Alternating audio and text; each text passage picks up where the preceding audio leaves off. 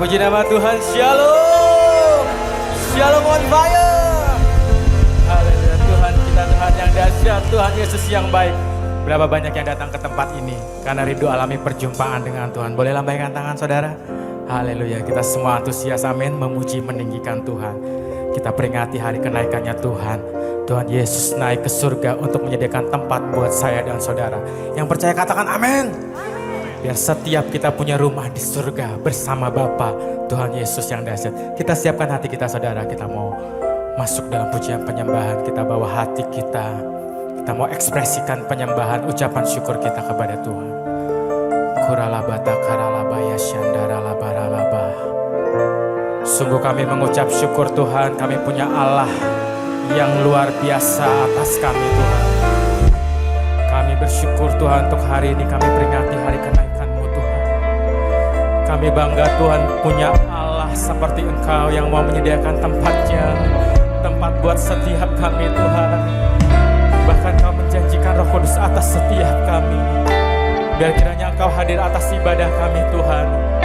Karena ibadah ini kami dedikasikan buat Engkau saja Tuhan Yesus. Lawat setiap kami Tuhan, jamah setiap kami Tuhan. Biar setiap kami beroleh kekuatan yang luar biasa daripada Engkau Tuhan. Terima kasih Tuhan di dalam nama Tuhan Yesus. Sama-sama katakan amin. Kasih tepuk tangan sekali lagi buat Tuhan Yesus. Jesus.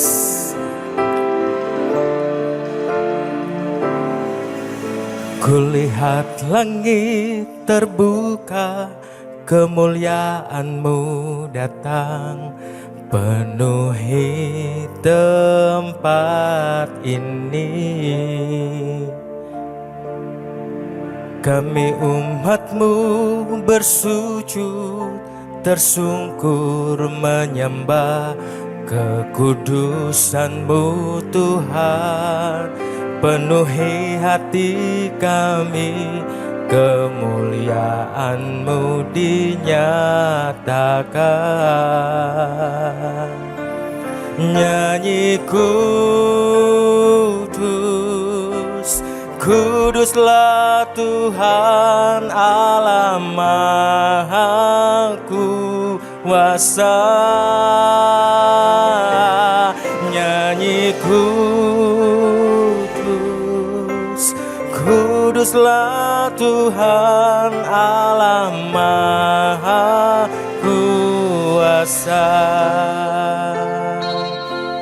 Kau Allah kami yang kudus Tuhan Yesus. Mari katakan, kulihat langit terbuka, kemuliaan-Mu datang, penuhi tempat ini. Kami umat-Mu Tuhan, kami umat-Mu tersujud, tersungkur menyembah kekudusan-Mu Tuhan. Penuhi hati kami, kemuliaan-Mu dinyatakan. Nyatakan lebih lagi. Kulihat langit terbuka, kemuliaan-Mu dekat. Amin Tuhan. Kemuliaan-Mu penuhi tempat ini Tuhan Yesus. Kami umat-Mu bersujud, tersungkur menyembah kekudusan-Mu Tuhan.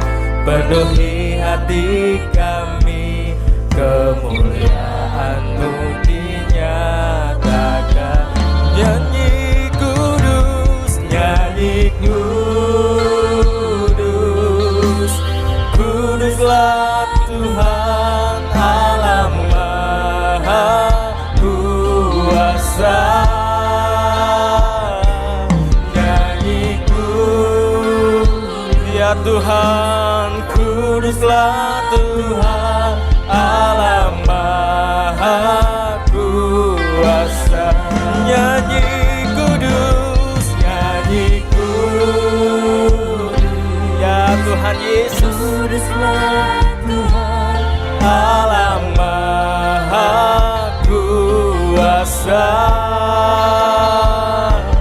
Nyanyi kudus,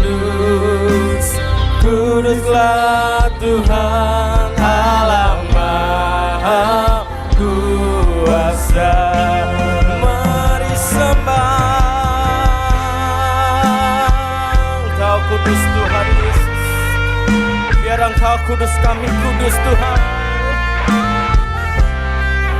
Ya Tuhan, kami menyembah Allah yang kudus. Sendaralabaralabaralaba, oralabaralaba. Terima kasih Tuhan, Yesus. Oralabaralaba ya sendaralaba.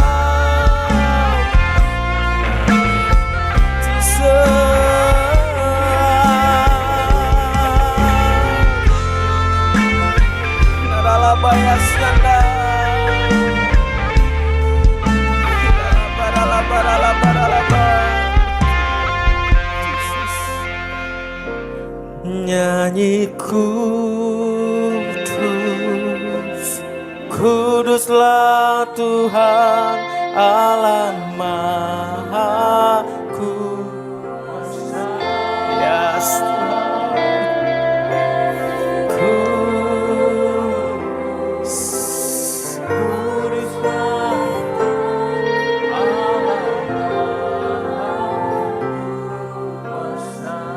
biar saudara sendiri katakan, nyanyiku.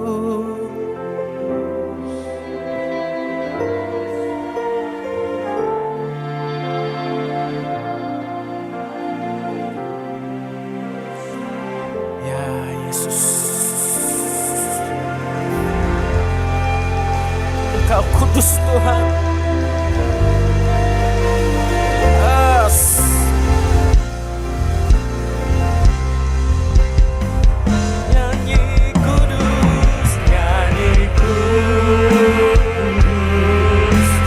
Kuduslah Tuhan Allah Maha Kuasa. Nyanyi kudus, kuduslah Tuhan Allah Maha Kuasa.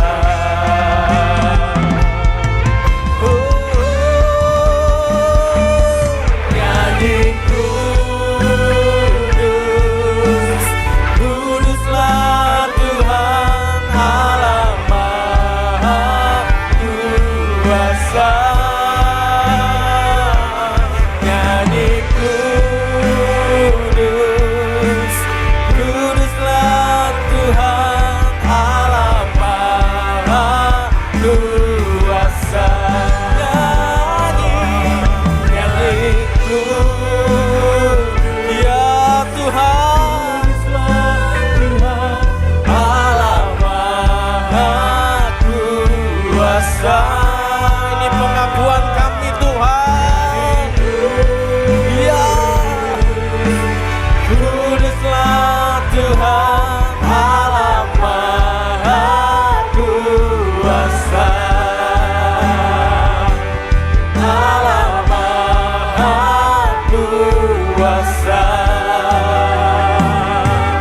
Allah Maha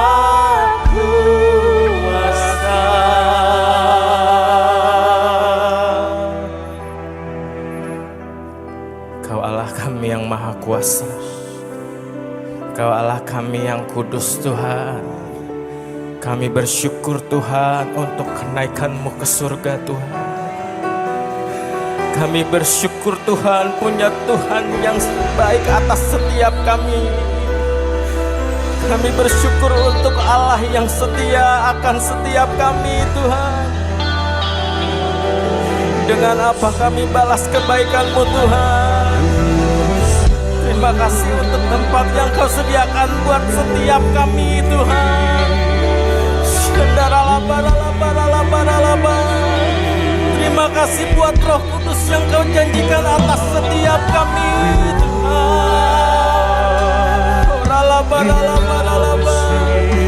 Kau layak kami tinggikan Tuhan.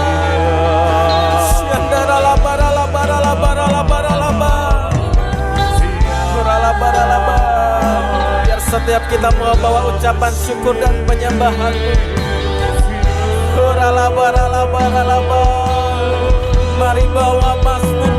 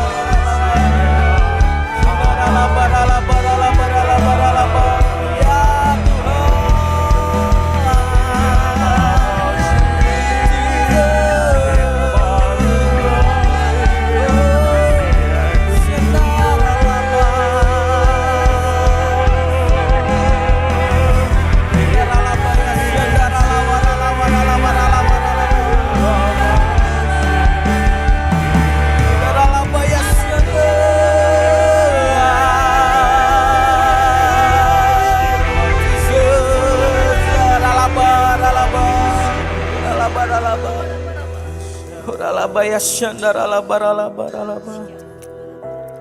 Kinaralabaya shandarala barala barala ba. Shandarala barala barala ba.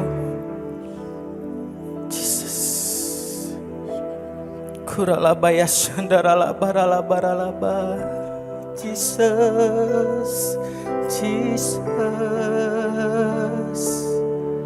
Oh Tuhan. Kuralabaya shandarala. Kudus, kuduslah, kuduslah Tuhan, Allah semesta alam. Kudus, kuduslah, kuduslah Tuhan, surga bumi menyembah. Saya undang Bapak Ibu bangkit berdiri. Kudus, kuduslah ya Tuhan, kuduslah Tuhan. Bolehkah sambil mengangkat tanganmu saudara, nyatakan Allah kudus ya. Kudus, kuduslah, kuduslah Tuhan, surga bumi menyembah. Kudus, kuduslah ya Tuhan, kuduslah Tuhan, Allah semesta alam. Kudus, kuduslah, kuduslah Tuhan, surga bumi menyembah. Yes Lord, kudus, kuduslah, kuduslah Tuhan, Allah semesta alam.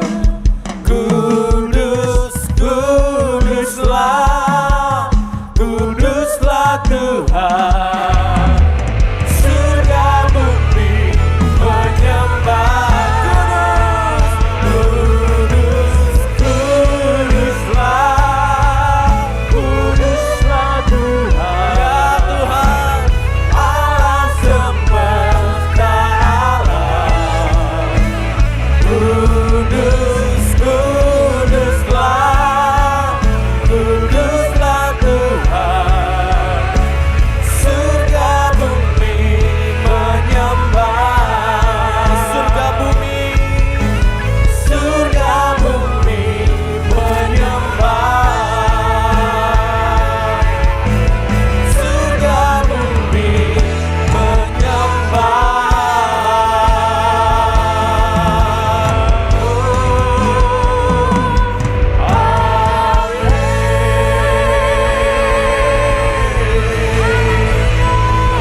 Bapak Kau kudus Bapak. Kami pada pagi hari ini Bapak, kami mau sama-sama merayakan kenaikan-Mu Yesus. Hadir tengah-tengah kami Bapak, sebab segala hormat kemuliaan hanya bagi nama-Mu. Mari setiap kita yang siap bersorak-sorai katakan amin. Berikan kemuliaan untuk Tuhan Yesus. Saya percaya setiap kita yang hadir pada pagi hari ini kita mau merayakan kenaikan Tuhan Yesus, amin. Mari yang mau lebih lagi katakan haleluya.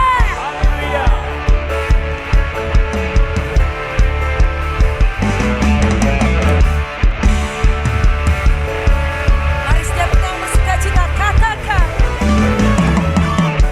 rayakan Yesus, rayakan, rayakan Yesus, rayakan. Lebih lagi katakan rayakan Yesus, rayakan, rayakan Yesus, rayakan. Dia bangkit, Dia bangkit dan hidup selamanya. Katakan Dia bangkit, Dia bangkit, Dia bangkit. Marilah rayakan kebangkitan Tuhan kita.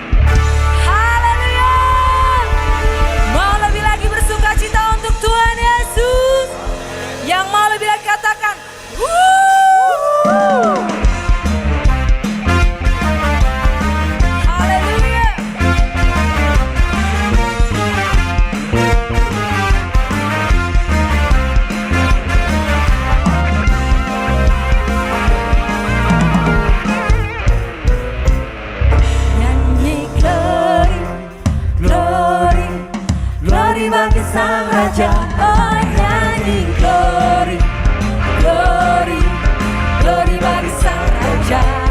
Nyanyi glory, glory, glory bagi sang raja. Mari rayakan dan nyanyi. Mari serukan, hey hey, serukan, hey hey, bahwa Yesus sang raja. Oh mari serukan, hey hey, serukan, hey hey, bahwa Yesus sang raja. Mari serukan, hey hey, serukan, hey hey, bahwa Yesus sang raja. Mari rayakan dan nyanyi. Kita mau berjoget untuk Tuhan Yesus, amin. Kita akan merasa bahagia bila kita menyembah Dia. Kita akan merasa sukacita bila kita semua nyanyi. Glory, glory, glory bagi sang raja. Oh nyanyi glory, glory, glory bagi sang raja. Nyanyi glory, glory, glory bagi sang raja. Mari rayakan dan nyanyi. Nyanyi glory, glory, glory bagi sang raja. Oh nyanyi glory, glory, glory bagi sang raja. Nyanyi glory, glory, glory bagi sang raja. Mari rayakan dan nyanyi. Kita akan merasa bahagia bila kita menyembah Dia. Kita akan merasa sukacita bila kita semua nyanyi. Glory, glory, glory bagi sang raja. Oh nyanyi glory, glory, glory bagi sang raja. Nyanyi glory, glory, glory bagi sang raja. Mari rayakan dan nyanyi. Ya kita mau sama-sama menari untuk Tuhan Yesus.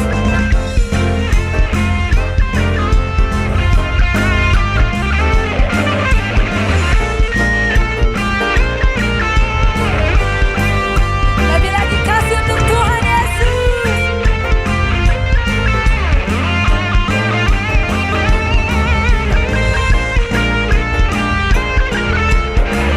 Yang percaya katakan, kita akan merasa bahagia bila kita menyembah Dia. Kita akan merasa sukacita bila kita semuanya. Kita akan merasa bahagia bila kita menyembah Dia. Kita akan merasa sukacita bila kita semua nyanyi. Glory, glory, glory bagi sang raja. Oh nyanyi glory, glory, glory bagi sang raja. Nyanyi glory, glory, glory bagi sang raja. Mari rayakan dan nyanyi. Mari rayakan dan nyanyi. Mari rayakan. Berikan tepuk tangan terbaik kita untuk Tuhan Yesus. Dan nyanyi.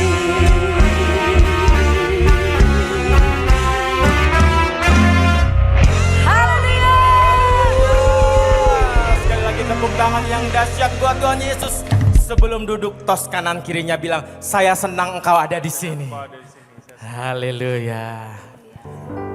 Tuhan Yesus dahsyat. Silakan Bapak Ibu dulu kembali. Tuhan Yesus berkati.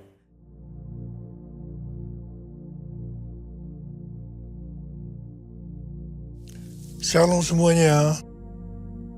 Alkitab berkata, Yesus mati karena dosa-dosa kita.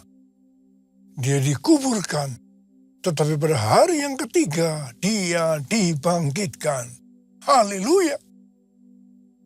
setelah Tuhan Yesus bangkit, selama 40 hari Tuhan Yesus menampakkan diri kepada lebih dari 500 murid-muridnya untuk membuktikan bahwa dia hidup. Setelah memberikan pesan yang terakhir, seperti yang terdapat dalam Kisah Para Rasul 1 ayat 8, dengan disaksikan murid-muridnya, Tuhan Yesus terangkat ke surga. Saya percaya kalau kita berada di sana waktu itu, kita pasti akan sama dengan murid-murid Tuhan Yesus yang melihat bahwa Tuhan Yesus bertambah tinggi. Ketika mereka melihat ke bawah, ternyata kaki Tuhan Yesus sudah tidak menyentuh tanah lagi. Perlahan tapi pasti, Tuhan Yesus terangkat ke surga. Makin lama makin kecil, sampai ada awan yang menutupi dan hilang dari pandangan mata. Sementara mereka terheran-heran melihat ke langit, maka ada 2 orang yang berpakaian putih di dekat mereka yang berkata, "Hai orang-orang Galilea, mengapakah kamu berdiri melihat ke langit? Yesus ini yang terangkat ke surga meninggalkan kamu, akan datang kembali dengan cara yang sama seperti kamu melihat dia naik ke surga." Dari ayat ini, saya percaya kalau yang melihat Tuhan Yesus naik ke surga adalah murid-muridnya Tuhan Yesus, maka yang akan melihat Tuhan Yesus turun dari surga adalah murid-murid Tuhan Yesus. Katakan amin. Sekarang Tuhan Yesus ada di surga. Apa yang dilakukan Tuhan Yesus di surga? Yang pertama, Tuhan Yesus berkata dalam Yohanes 14 ayat 1-3, "Janganlah gelisah hatimu, percayalah kepada Allah, percayalah juga kepadaku. Di rumah Bapa-Ku banyak tempat tinggal. Jika tidak demikian, tentu aku mengatakannya kepadamu. Sebab aku pergi ke situ untuk menyediakan tempat bagimu. Apabila aku telah pergi dan telah menyediakan tempat bagimu, aku akan datang kembali dan membawa kamu ke tempatku, supaya di tempat aku berada, kamu pun berada." Pesan Tuhan Yesus ini tujuan untuk murid-muridnya. Karena itu kalau kita mau ikut dalam pengangkatan, maka kita harus menjadi murid Tuhan Yesus. Murid Tuhan Yesus adalah kita-kita yang hidupnya sama seperti Kristus telah hidup. Karena kita hidup sama seperti Kristus telah hidup, maka kita akan menjadi serupa dengan gambarnya. Roma 8:29 berkata, "Sebab semua orang yang dipilihnya dari semula, mereka juga ditentukannya dari semula untuk menjadi serupa dengan gambar anaknya, supaya ia, anaknya itu, menjadi yang sulung di antara banyak saudara." Jadi goal kita sebagai orang percaya adalah menjadi serupa dengan gambar Yesus, yaitu murid Tuhan Yesus. Hal yang kedua yang dilakukan oleh Tuhan Yesus di sorga adalah sesuai dengan Ibrani 7 ayat 25 yang berkata, "Karena itu ia sanggup juga menyelamatkan dengan sempurna semua orang yang melalui dia datang kepada Allah. Sebab ia hidup senantiasa untuk menjadi pengantara mereka." Tuhan Yesus di sorga menjadi pengantara kita. Artinya sebagai pendoa syafaat bagi kita, supaya kita selamat secara sempurna. Kalau kita berbicara tentang keselamatan, maka ada 3 hal yang harus diperhatikan. Yang pertama, bisa kehilangan keselamatan. Yang kedua, hampir-hampir tidak diselamatkan. Dan yang ketiga, selamat dengan sempurna. Hal yang pertama, orang yang sudah percaya bisa kehilangan keselamatan. Matius 7 ayat 21 sampai dengan 23 berkata, "Bukan setiap orang yang berseru kepadaku, 'Tuhan, Tuhan,' akan masuk ke dalam kerajaan sorga, melainkan orang yang melakukan kehendak Bapakku yang di sorga. Pada hari terakhir, banyak orang akan berseru kepadaku, Tuhan, Tuhan, bukankah kami bernubuat demi namamu? Dan mengusir setan demi namamu? Dan mengadakan banyak mujizat demi namamu juga? Pada waktu itulah aku akan berterus terang kepada mereka dan berkata, aku tidak pernah mengenal kamu. Enyahlah dari hadapanku, hai kamu yang melanggar perintah Allah. Ini merupakan peringatan bagi hamba-hamba Tuhan yang sedang dipakai oleh Tuhan. Agar pelayanan yang diberikan oleh Tuhan semata-mata hanya untuk menyatakan kemuliaannya. Bukan untuk kemuliaan diri sendiri. Bukan untuk mencari keuntungan pribadi. Bukan untuk popularitas, di mana ini bisa mengakibatkan hilangnya keselamatan. Contoh, seorang murid yang kehilangan keselamatannya adalah Yudas. Yudas mengikuti Yesus begitu lama.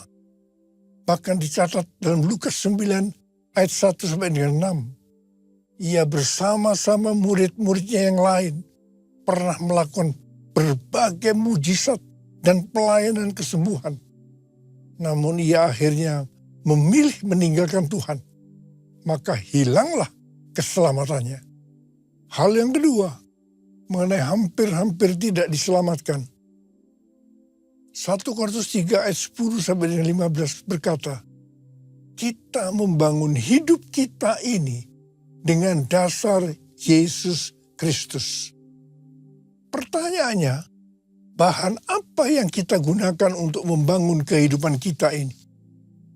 Apakah dengan bahan emas, perak, batu permata, ataukah dengan bahan kayu, rumput kering, atau jerami? Semua ini akan nampak pada hari Tuhan saat pekerjaan kita diuji dengan api. Jika pekerjaan kita tahan uji, artinya tidak terbakar karena terbuat dari bahan emas, perak, dan batu permata, maka kita akan mendapat upah. Tapi sebaliknya, kalau pekerjaannya itu terbakar karena bahan yang digunakan adalah kayu, rumput kering, atau jerami, maka akan menderita kerugian. Selamat sih selamat, tapi seperti keluar dari dalam api. Artinya, hampir-hampir tidak diselamatkan. Hampir-hampir tidak diselamatkan dapat diartikan, yang pertama, kehilangan upah atau pahala. Yang kedua, kedudukan yang rendah di sorga. Yang ketiga, kehilangan kesempatan pelayanan dan kekuasaan di sorga. Yang keempat, kehilangan kemuliaan dan kehormatan di hadapan Allah. Mari, saya akan ajak kita semua untuk memperhatikan dengan serius pekerjaan pelayanan kita. Juga termasuk kualitas kehidupan kita. Jangan menjadi orang Kristen yang acuh tak acuh. Agar kita mendapat upah di sorga. Yang mau katakan amin. Yang ketiga mengenai keselamatan. Tuhan Yesus berada di sorga untuk mendoakan kita. Agar mendapatkan keselamatan yang sempurna. Bukan untuk kehilangan keselamatan. Atau bukan hampir-hampir tidak diselamatkan. Supaya doa Tuhan Yesus ini terjadi. Maka sesuai dengan 2 Petrus 1 ayat 5 sampai 11 dikatakan bahwa kita harus dengan sungguh-sungguh berusaha. Sungguh-sungguh berusaha untuk menambahkan kepada iman kita kebajikan. Artinya berbuat baik. Kemudian ditambahkan lagi pengetahuan. Kemudian tambahkan lagi dengan penguasaan diri. Tambahkan lagi dengan ketekunan. Tambahkan lagi dengan kesalehan yang artinya hidup kudus. Tambahkan lagi kasih akan saudara-saudara seiman. Dan tambahkan lagi kasih akan semua orang. Kalau kita melakukan ini semua dengan sungguh-sungguh, maka kita akan lebih mengenal Tuhan Yesus Kristus. Dan kita tidak akan pernah tersandung. Dengan demikian, kita akan dikaruniakan hak penuh untuk memasuki kerajaan kekal, yaitu kerajaan Tuhan dan Juru Selamat kita, Yesus Kristus. Yang artinya kita mendapatkan keselamatan yang sempurna. Haleluya! Besar anugerah-Mu, melimpah kasih-Mu, semakin hari semakin bertambah besar anugerah-Mu, besar anugerah-Mu.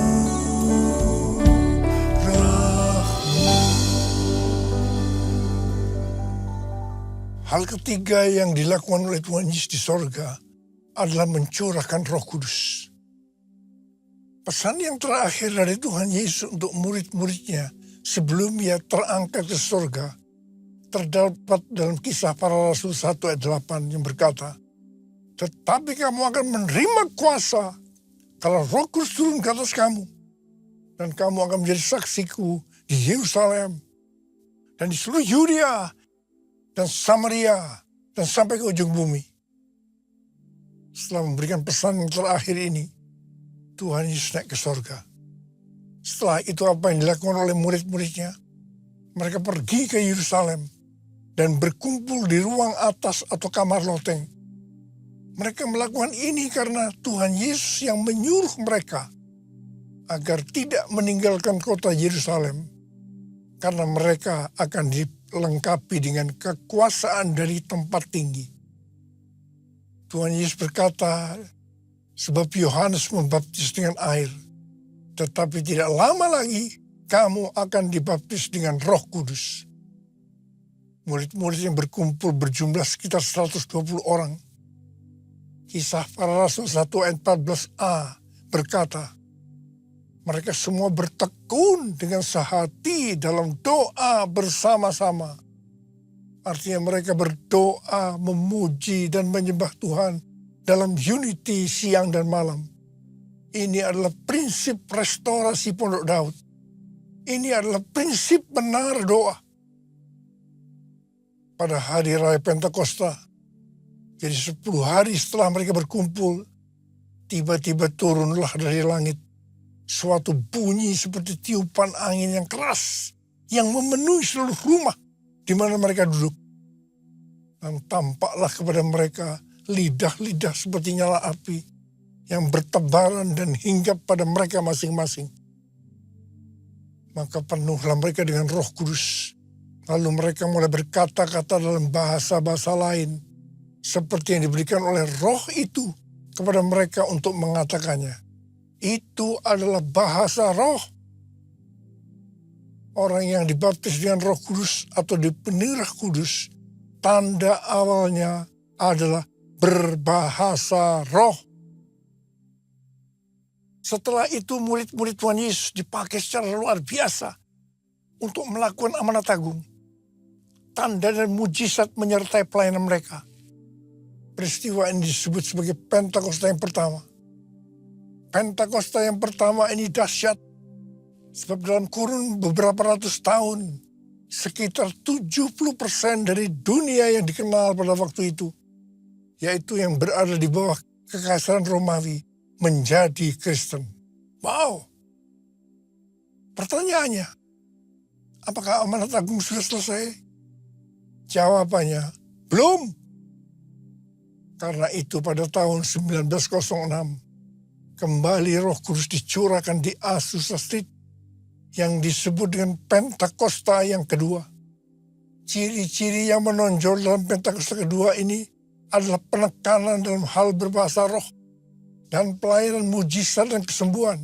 Meskipun seluruh karunia roh juga dicurahkan dengan limpahnya. Pentakosta kedua ini dahsyat. Mengapa? Karena melahirkan gerakan Pentakosta dan karismatik. Saat ini ada sekitar 700 juta orang yang diberdayakan oleh Roh Kudus. Pertanyaannya, apakah amanat agung sudah selesai? Jawabannya belum. Karena itu, hari-hari ini pencurahan Roh Kudus yang jauh lebih dahsyat dibanding dengan Azusa Street sedang terjadi. Ini disebut sebagai Pentakosta yang ketiga. Seperti yang terjadi pada Pentakosta yang pertama dan Pentakosta yang kedua. Maka berbahasa roh dan pelayanan kesembuhan juga terlihat begitu intens. Saya percaya dengan Pentakosta ketiga ini, amanat agung Tuhan Yesus akan selesai. Dan Tuhan Yesus akan datang kembali. Haleluya!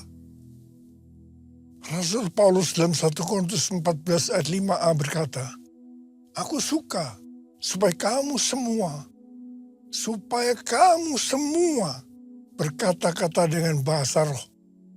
Selain itu dalam 1 Korintus 14 ayat 18, Rasul Paulus juga berkata, aku mengucap syukur kepada Allah bahwa aku berkata-kata dalam bahasa roh lebih daripada kamu semua. Saya sangat mengaminkan apa yang dikatakan oleh Rasul Paulus ini. Dan saya juga berdoa agar apa yang dikatakan oleh Rasul Paulus ini juga terjadi pada kita. Yang percaya katakan amin.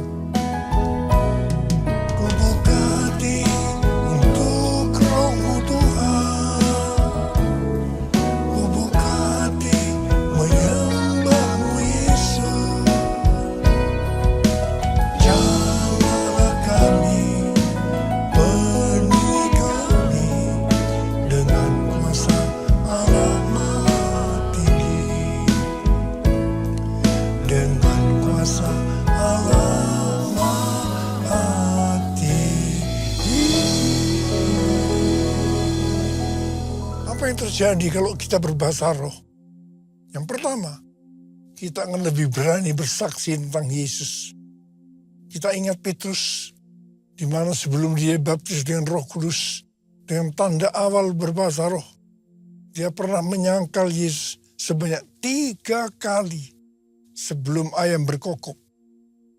Setelah dibaptis Roh Kudus dan berbahasa roh, dia berani bersaksi tentang Tuhan Yesus, tidak peduli disesah dan dipenjara. Yang kedua, kalau kita berbahasa roh, maka sesuai dengan 1 Korintus 14 ayat 4a dikatakan, siapa yang berkata-kata dalam bahasa roh, ia membangun dirinya sendiri. Yang artinya, kalau kita berbahasa roh, kita akan membangun iman kita. Yang ketiga, kalau kita berbahasa roh, kita akan lebih merasakan hadiratnya dan lebih intim dengan dia. Karena ketika kita berbahasa roh, kita berkata-kata kepada Allah, bukan kepada manusia. Yang keempat, kalau kita berbahasa roh, kita akan berdoa lebih lama lagi. Yang kelima, sesuai dengan 1 Korintus 14 dan 15 yang berkata, sebab jika aku berdoa dengan bahasa roh, maka rohkulah yang berdoa, tetapi akal budiku tidak turut berdoa. Jadi apakah yang harus kubuat? Aku akan berdoa dengan rohku, tetapi aku akan berdoa juga dengan akal budiku. Aku akan menyanyi dan memuji dengan rohku, tetapi aku akan menyanyi dan memuji juga dengan akal budiku. Jadi kalau kita menghendaki agar roh kita berdoa, menyanyi dan memuji, maka kita harus berbahasa roh. Sedangkan kalau dengan akal budi atau jiwa, maka kita harus menggunakan bahasa yang kita mengerti. Mari, bagi yang mau melakukan katakan bersama saya, amin. Bahasa roh atau bahasa lidah dalam Alkitab dituliskan di 1 Korintus 14, Kisah Para Rasul 2, Kisah Para Rasul 10, dan Kisah Para Rasul 19. Kesimpulannya sebagai berikut. Yang pertama, bahasa roh atau bahasa lidah dalam bahasa Greka disebutkan dengan glosa. Ada 3 macam bahasa roh atau bahasa lidah. Yaitu yang pertama, bahasa roh yang harus diterjemahkan atau ditafsirkan supaya mengerti. 1 Korintus 14 ayat 26 sampai dengan 28. Yang kedua, bahasa roh yang tidak perlu diterjemahkan atau ditafsirkan karena memang hanya Allah yang mengerti artinya. Ini adalah penyembahan dalam roh. 1 Korintus 14 ayat 2 sampai 4, Kisah 10 ayat 46, Kisah 19 ayat 6. Yang ketiga, bahasa roh yang diterjemahkan oleh Allah sendiri, sehingga dimengerti oleh orang yang mendengarnya dalam bahasa yang dimengerti. Itu terdapat dalam Kisah Para Rasul 2 ayat 4 sampai 11. Kesimpulan yang ketiga, bahasa roh atau bahasa lidah bisa diucapkan di mana saja. Artinya bisa di rumah, di kebaktian umum, di kebaktian doa, kul, dan di mana saja kita berada. Rasul Paulus dalam 1 Korintus 14 ayat 39 dan 40 berkata, "Karena itu saudara-saudaraku, usahakanlah dirimu untuk memperoleh karunia untuk bernubuat, dan janganlah melarang orang yang berkata-kata dengan bahasa roh. Tapi segala sesuatu harus berlangsung dengan sopan dan teratur." Memasuki tahun 2026, Tuhan memberikan tema bahwa tahun 2026 adalah tahun amanat agung. Tuhan memberikan visi kepada gerejanya bahwa tahun 2033 adalah target untuk menyelesaikan amanat agung. Setelah itu, Tuhan Yesus datang kembali. Apa yang terjadi pada tahun 2026 ini? Pesan yang Tuhan sampaikan sejak tahun 2025 tentang kondisi global yang tidak sedang baik-baik saja akan terjadi lebih dahsyat pada tahun 2026 ini. Tahun 2026 tahun yang penuh ketidakpastian. Tahun di mana peperangan, bencana alam, krisis ekonomi yang makin hebat. Tahun di mana keadaan akan semakin sukar. Ke depan ini kita memasuki tahun yang berbeda. Tuhan berpesan melalui Yeremia 33 ayat 3. "Berserulah kepadaku, maka aku akan menjawab engkau dan akan memberitahukan kepadamu hal-hal yang besar dan tidak terfahami, hal-hal yang tidak kau ketahui." Ada 3 langkah yang harus kita lakukan. Yang pertama, doa. Yang kedua, berdoa. Yang ketiga, doa, pujian, penyembahan bersama-sama dalam unity siang dan malam.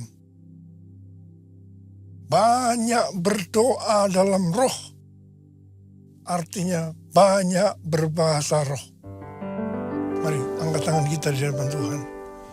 Katakan bersama saya, curahkanlah kuasa-Mu Tuhan, mujizat terjadi di tempat ini. Curahkanlah kuasa-Mu Tuhan, mujizat terjadi sekarang ini. Sekali lagi, curahkanlah kuasa-Mu Tuhan, mujizat terjadi di tempat ini. Curahkanlah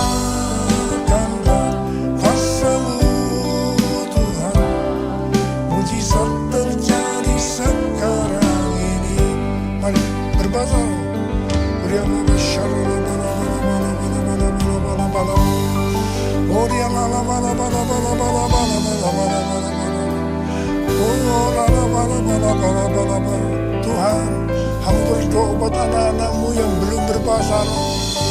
Tuhan, mereka angkat tangan di hadapan Tuhan. Berikan mereka bahasa-bahasa yang baru ya Tuhan. Terima pengurapan Tuhan saat ini. Terima. Curahkan kuasa-Mu Tuhan, mujizat terjadi di tempat ini.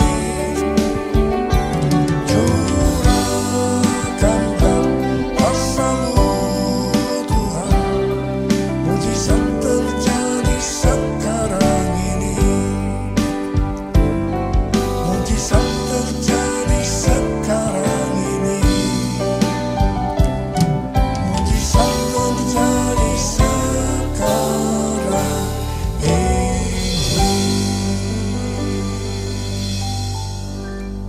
Terimalah berkat Tuhan. Kasih karunia berlimpah-limpah dari Allah Bapa dalam Anak yang tunggal, Yesus Kristus.